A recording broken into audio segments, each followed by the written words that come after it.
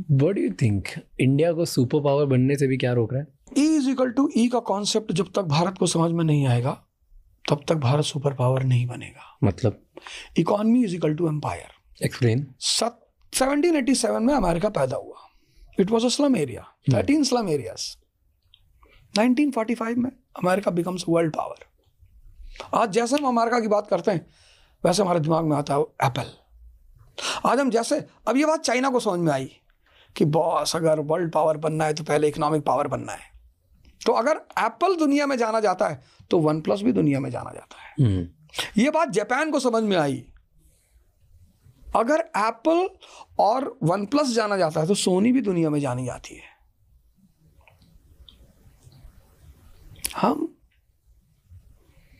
हमारा कौन सा प्रोडक्ट दुनिया में बिक रहा है? हम किस प्रोडक्ट के नाम से दुनिया में जाने आते हैं? ये बात नॉर्थ कोरिया को समझ में नहीं आई, ये बात पाकिस्तान को समझ में नहीं आई। खत्म हो गई सारी कंट्रीज।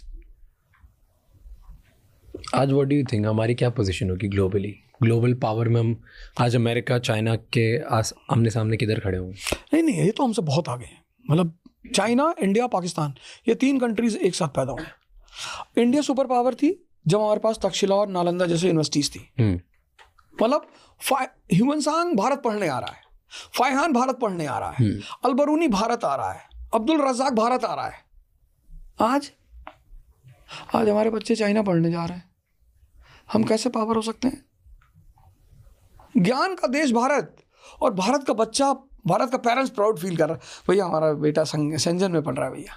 हम गए थे शंघाई, भैया बहुत बड़ी बड़ी बिल्डिंग है भैया। जब हम एजुकेशनल स्टैंडर्ड नहीं पैदा कर पाए कि हम अपने बच्चों को अपने देश में रोक लें तो हम कैसे सुपर पावर बन सकते हैं? इतना तो हम कर ही सकते थे ना। हम बोइंग नहीं बना सकते, हम स्कूल तो अच्छा कर सकते थे, हम कॉलेज तो अच्छा, हमारे यहाँ के लोगों के पास दिमाग की कमी है।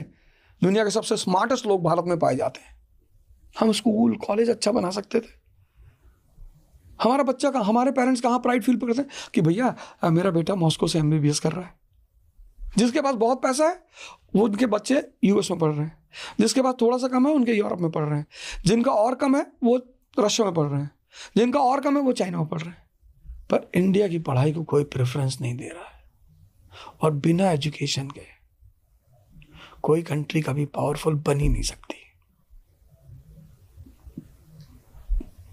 तो हम पहले पावरफुल कैसे थे? सब बोलते हैं कि हम सोने की चिड़िया थे। एग्जैक्टली। हम वही नालंदा और विक्रमशिला, ये बाहर के लोग हमारे यहाँ पढ़ने आते थे।